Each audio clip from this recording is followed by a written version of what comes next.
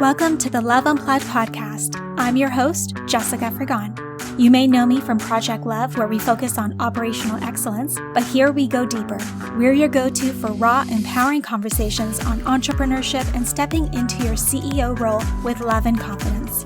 Each week, we'll explore everything from mindset shifts, leadership, optimal wellness, to efficient systems, all within a community of visionary women like you. Ready to get real about building a business and life you love? Hit subscribe and let's start this transformative journey together. Hello, everyone. Welcome back to another episode of Love Unplugged. I'm your host, Jessica, and today we are very excited to welcome Danielle Langton to the podcast. So thank you, Danielle, for joining us, for sharing your expertise through this chat. I'm super honored to have you as part of our community. Thank you so much for inviting me to be on. I'm excited for this conversation. Me too. So I want to jump way back at the very beginning. Before you had your business, what were you doing? What was your career? Were you in school for something specific? Yeah. So I'll even take you beyond that, because I think it just really sets the stage for everything and even where I'm at right now. I was the first person in my family to go to college. And so I was born to a single mother who worked multiple jobs and someone who works very, very hard. Even still to this day, she works 2 jobs. And I just remember her always telling me, I want things to be different for you and I want you to go to college. So I was like, okay, I'm going to go to college. So I was the first person. I went to college. I went after my undergrad. I then got a job at a Fortune 500 company. And I remember this like it was yesterday. I got my offer letter and it was $50,000. And I was like, I'm a millionaire and I basically don't have to do anything else for the rest of my life. That was so much. It is so much money. And from there, the company that I worked with, because it was a large organization, they actually also offered tuition reimbursement. So they paid for my master's degree. So I got my master's degree. I work at this Fortune 500. I stay there for about 5.5 years. And my role in that organization is all around sales operations. So it was on launching new products. The company that I worked for was selling products into grocery stores. So it was in the CPG area. And I did that for about 5.5 years. And then from there, I actually got recruited to a tech startup. And this was like my dream job. It was still in sales and strategy, but now I was going to be traveling. And as you can imagine, I didn't do a lot of traveling growing up. I don't actually think I was on my first airplane until I was in my 20s, truthfully. So now I had this job for this tech company in which I was working with brands and retailers, also helping them launch new products. And I was able to travel. And that was I could have done that forever and ever and ever. I got to a point in which I just always sort of had this desire to work for myself. I don't know if every entrepreneur has that, but I did. And I really enjoy my own time freedom. And I think growing up with, a mother who had such restrictions on her time, right? She didn't have a whole lot of time to do things outside of work. I sort of always envisioned myself building a different career path in which I did have that freedom and flexibility. And so in my mind, that's what entrepreneurship provided. And so in 2019, I left corporate and started this business. Wow. Okay. Now, you felt like those careers were next level, heaven on earth type thing. How did you feel about leaving that behind and jumping into the very scary and challenging world of entrepreneurship where everything falls on your shoulders? You are responsible for your own success, your own leads, sales, everything. Yeah, I think it's really interesting, right? So, leaving corporate was, I never want anyone to think that I just one day woke up and I was like, I'm super brave and I'm going to leave corporate and all of this security and stability and I'm going to go and start my own business. There was a lot of things going on in the organization that I worked for that I just wasn't aligned with. And I didn't want to be within that culture anymore. And so it really came down to a need. I needed to leave more than I got all of this courage and bravery to leave and start my own business. It really came down to the need to leave and also the desire to then really build out this own my own business so that I could have my own time and really build it however I wanted. I think what's really interesting about entrepreneurship, right, is when you're not in entrepreneurship, you envision that every entrepreneurship basically just like sits around and like has fun all day. And like, I was like, I want that. I just want to be able to like go to coffee shops and like lunch with my grandma and like do whatever I want. And then like the reality sets in and you're like, well, if you're not working, money's not coming. Like you've got to like figure out how to have a business that, works for the life stage that you're in. And I think that's something that continues to evolve, even being in it now over 4 years. As my life continues to evolve, so does my business. Yeah, absolutely. Now let's talk about some lessons. I think we've all experienced some pretty hardcore lessons starting our businesses, jumping into this really unknown pool. What have been the ones that have created the most impact for you when it comes to growing as a CEO, as a leader, and in your business? Yeah, I think, one of the first things I think back to, I'll never forget this. I started my business in September of 2019. And I remember thinking, okay, I'm going to launch this workshop and I'm going to charge $97 for it. And I'm like, I'm going to get 100 people to sign up for it. I had never talked about anything in entrepreneurship. Remember, I'm like in corporate forever. My Instagram was like me and my family. Like it was nothing around like my business. My LinkedIn was all like strictly what I did in corporate. And I'm like, I'm going to launch this workshop and 100 people are going to sign up. I had one woman sign up. And I obviously still delivered that workshop as if 100 people were there. But I think the lesson that I learned is regardless of whether it's like the first thing that you're doing or even when you're, many years into the business, if you're not talking about what you're selling and you're not really like warming up your audience and you're not really allowing them like on this journey of what you're actually going to be selling, no one's going to know about it and no one's going to buy it. So I think that was one of my like first things. And I just keep that in my mind every time I, start to offer something new in my business. I'm like, okay, have I like brought them along on it? Like, have I gotten their feedback on it? Are they ready for it? Are they primed for it? Or am I going to say like, oh, by the way, here's this new thing and it's going to be crickets. So that's something that's been really, really important to me. And then I think another lesson, it kind of goes hand in hand with it, is whenever I was first starting out, and I've seen this happen with clients, you're just so focused on like where the next dollar is coming from that you kind of, or I did this in a way, I ignored growing a community. I was like, all of my business was coming from referrals and relationships. And I was like, I'll just do this forever. But eventually unless you have like thousands of referrals and thousands of relationships, like eventually you need to bring new people into your audience and into your community. And that is something that I've like really learned over the last couple of years, is you almost need to have like a two-pronged approach. Like as much as you want to be focusing on like money-making tasks, you also need to be growing an audience, because you can have the best offers, but if you don't have the people, you don't have any cash, then there's no one to buy it. So those would be like my biggest lessons. Yeah, that's been my hardest lesson. My zone of genius is the back end of the business, just sticking my head down, putting processes together, the tech, like all that type of stuff, the strategy, whatnot. And my zone of genius is not even close to the whole like showing up online, building a community, having conversations and relationships. Like I'm very introverted, which is why I probably gravitated to what I do now. And it's hit me really hard this year, despite how many years I've been doing this business and how I already know this because of all the conversations I've had on this podcast and, offline with other people. But like community is massive. Yeah. Like, just like you said, if you don't have a community, if you don't bring them in on your journey of building whatever it is and, getting their feedback and just having conversations and building relationships, you're going to like launch to crickets, which I have. Yeah, me too. Me too. It's one of those things. I was talking to a client earlier today and, she expressed like, kind of hearing those crickets. And it's this, well, if you want to have a business, then we have to do like uncomfortable things. And if you're not sharing about what you're doing and in a way that allows people to really connect with you, right? Like not just showing up to sell. Like we want to be able to like, how do we build that connection? Because that's what people really want. Like they want to know if they're handing money over to you, that they can like trust you, that they like feel drawn to you. And so that is something that still to this day is, I would say I'm like reminding myself and clients consistently because it's something that I don't think you ever stop if you want to keep growing your business. Yeah, absolutely.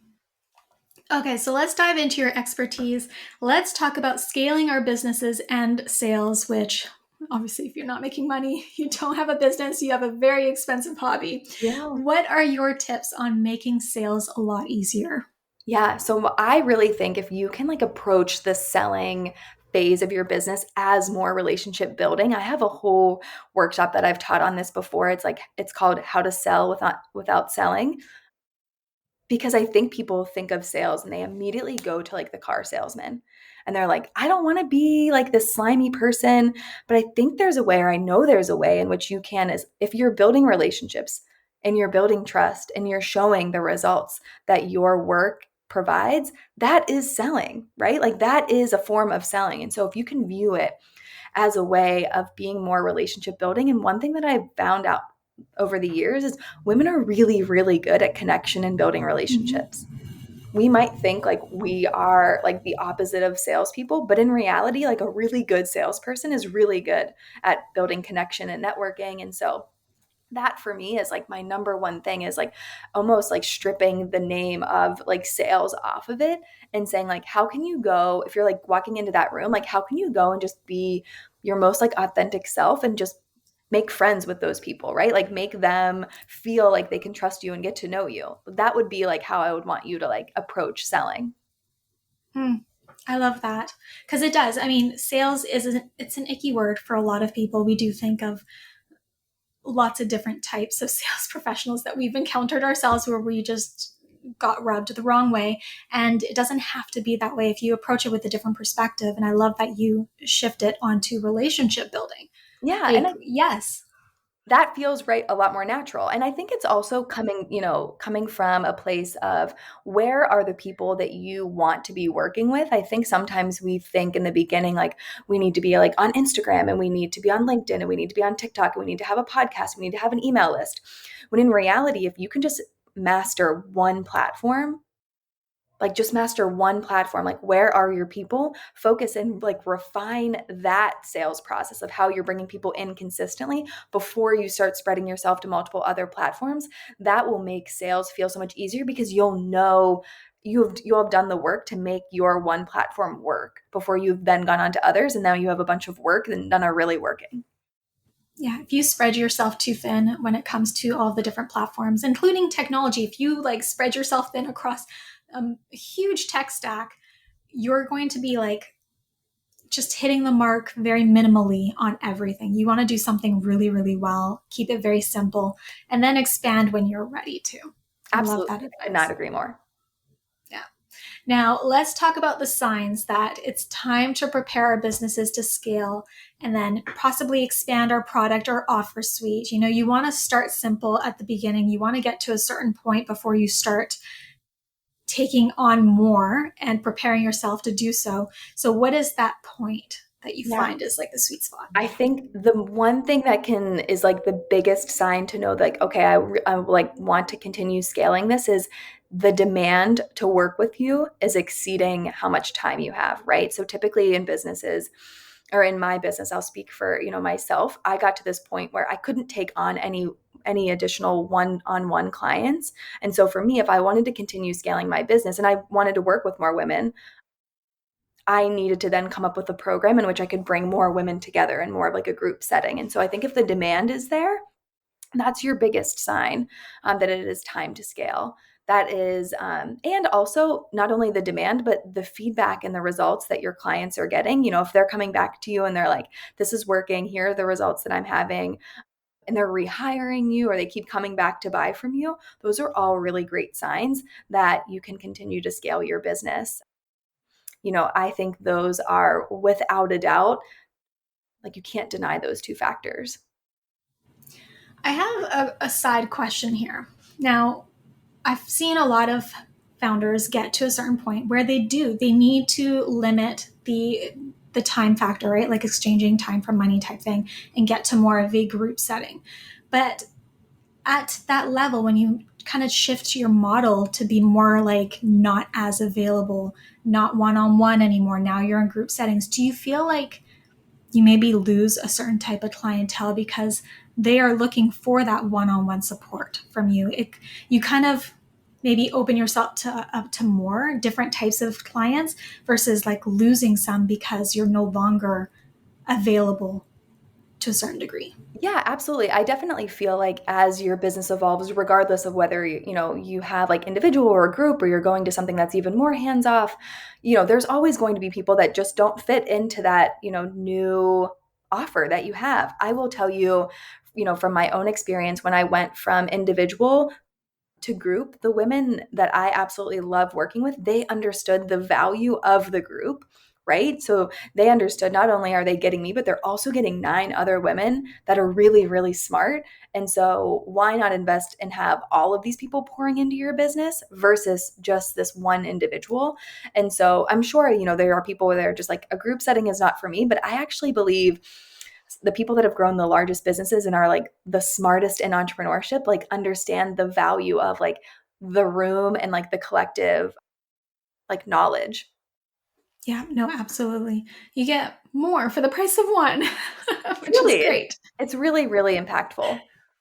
Yeah, absolutely. Now we hear a lot about diversifying your revenue streams, including more passive income so that you can scale your business without burning yourself out to a certain degree. So what are some different ways that you can share that we can incorporate passive income into our businesses? Yeah, I think one of the things how I'll always want to preface like passive income is I have yet to find something that you just turn it on and it just has money like funneling into your bank account. If somebody knows of that way, like let me know.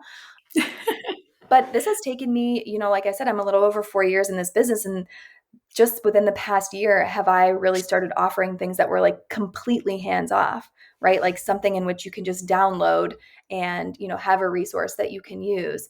And for me, what that has looked like is a lot of work on the front end of learning what my audience really wants in a resource from me. If it's not my time, building out that resource, and then talking about that resource every single day, right? Talking about it, also like surveying and selling it every single day. That's the idea, or that's how I've seen like passive revenue work, right? I created it one time. I now can talk about it every day, and many people can buy it every single day. I think in a business, I see people go from, or how I did it was I went individual, I went one-to-one, then I went to group, then I went to group with one-on-one, then I went to like a group with no one-on-one. And that whole time I didn't have any offer that was for someone that just wasn't ready for that group. I didn't have anything that allowed someone to just get an idea of what it would be like to work with me or what kind of information I bring to the table. And like I said, just in the last year, creating a couple of resources that allow people to buy them under $100 that they can learn has been really, really eye-opening. And it's one of those things that in the beginning, I found it really appealing and really smart for me personally to focus on the one-on-one. I think I got a lot of experience in learning how I wanted to run my business so that I then could take to a group. At that point, I wish I would have then created some kind of lower priced product that I could put people into if they weren't quite ready for a group. Because if they weren't ready for the group, I was basically like, I can't help you. And they would leave. And so I think it's a really, really smart business model if you can have something that maybe just allows people to get to know you before they would invest in maybe your higher ticket. Absolutely. And that gives you an option for all these, like, for example, Black Friday sale, which is coming up. We're recording this in November right now. It's going to be airing, I think, in December, January. But right now we have Black Friday that's coming up. If you have things like masterclass videos or like some kind of freebie or downloadable resource that they can purchase for a lower cost ticket, you can bundle them up and offer them rather than discounting your actual one-on-one service or your group programs, which devalues everything that you're putting into it, essentially. Absolutely. Yes. It just allows you to serve more people, which is just a really smart way to continue scaling your business. Yeah. Now, let's talk about pricing. This is a hot topic. Pricing is a critical aspect to profitability in your business. What advice would you have for entrepreneurs who struggle with pricing their products or services? Maybe, they've done the legwork. They're like, this is how many hours I've put in. This is my hourly charge. This is how much the service is valued at, or the product after they deliver or produce it. But they feel like, this is too much. I have found that the majority of the women, when I first start working with them, they are feeling like this rub of they're like, I'm working nonstop. I'm working all the time and I don't feel like I'm making any money. And that is where I feel like I want to stop and step in and say, okay, how much time are you actually putting into this? What are the results that you're really delivering here? How many clients do you actually want to be working with?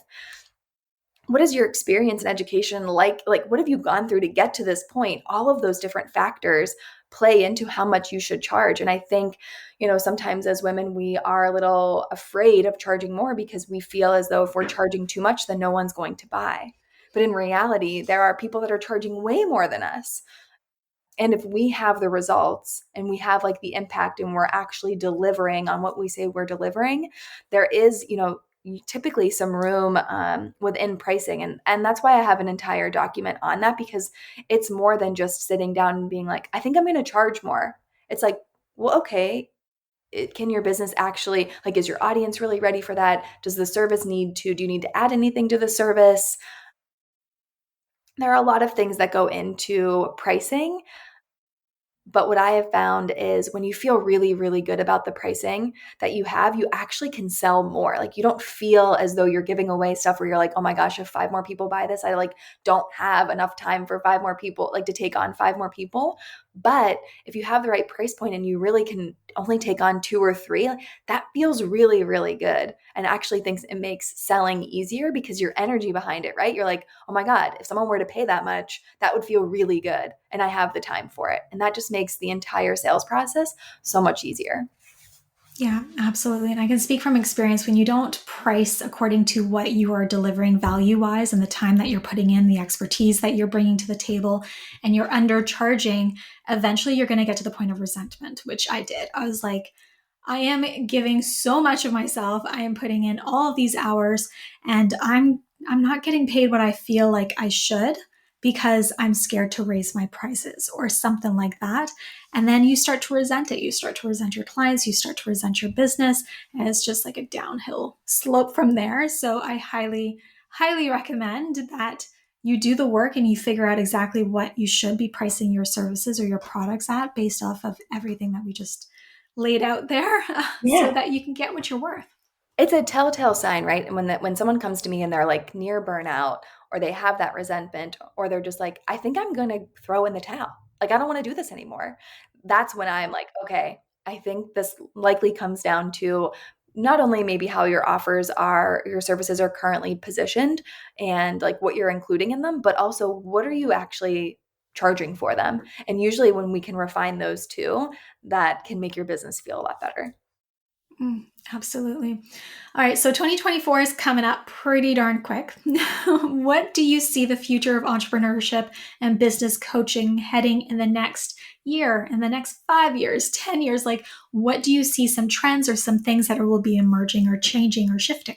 Yeah, I think more than ever, I mean, the customer is just so intelligent, and I think we're getting to this point now where people are really, really looking for connection, and they want to be building their business offline. We all, I'll speak for myself, but I don't wake up and just love putting myself on social media.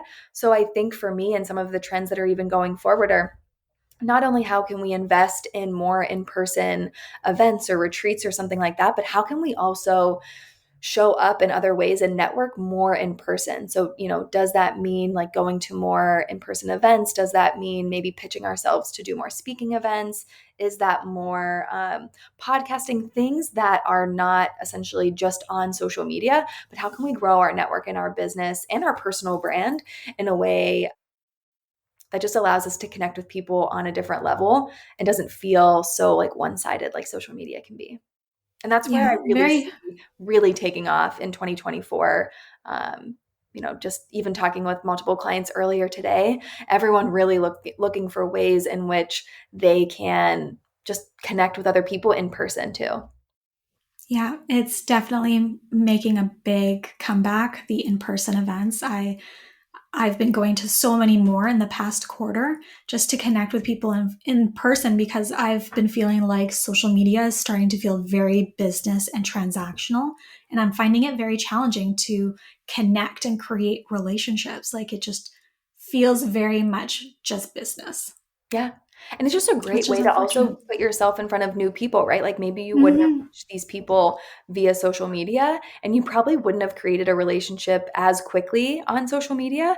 But when you meet Yeah. someone and you're like at a dinner series or you're at an event and you're sitting next to someone and you're both interested in the topic, or there's just so many ways in which I just feel like that builds a relationship so much faster and means so much more, just like feels good. I leave a networking event. I just had a Friendsgiving dinner that I attended here in Austin. And I left that dinner.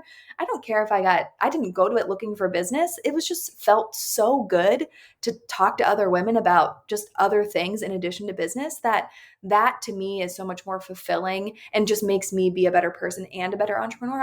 I would invest in those kind of things all day long. Yeah, absolutely. I've been definitely craving more like conversations, just having conversations. It doesn't have to be about business. I just want to like talk to other entrepreneurs about anything. Yeah. Right. Yeah, I 100% agree. So let's talk about your services, what you have available to support your community. Yeah, so this is a big, shift. We are talking about having offers in which you've created them once and they're able to. So after all of my years and working with all of my clients, I decided I needed to put together a pricing resource. And so I have the Raise Your Rates Starter Kit. It's $97. It is over 60 pages, and it talks you through not only to audit your existing pricing to know if you can actually charge more, and then talks you through, okay, if the answer is yes, if you need to charge more, what are the formulas and what essentially are the factors that need to go into getting you to what you should be charging. And then in that document, it also includes email templates for you to then share that information, right? So if you increase your pricing, you then need to make your either existing clients aware of that or your new clients. And so it also has email templates in there. So walking you through step by step on how to approach pricing in your business. In addition to that, I have a free resource. This is where I want everyone to always start. So typically when someone comes to me, they're like, I just need to sell more in my business, right? Like if I just had more sales, things would feel a lot easier. So I have a free resource, and then that is Successful Sales Strategies. It literally is 10 sales strategies. Now, I don't want anyone to go download that and go do all 10. That seems very aggressive and a lot of work. I would want you to get this free resource and just find one of the strategies to apply in your business to increase sales. That is available, and that's exactly where I would want people to start. Perfect. I will include the link for that as well as the other one in the show notes. So if this is something you want to grab, which I highly recommend, just head on to the show notes and you'll see that there. If anybody wants to learn more about you, connect with you, send you a message, ask you some questions, where can they find you online? I am the most active on Instagram, and I can be found at Danielle_Langton. And I am in stories. I'm in my DMs. I try to do a couple of posts a week. I'm not the most, I'm not posting 5 days a week, but I can be pretty consistent with 2 or 3. So if you have any questions on any of the things that we've talked about, or just even want to connect outside of that, that is where I'm at to chat.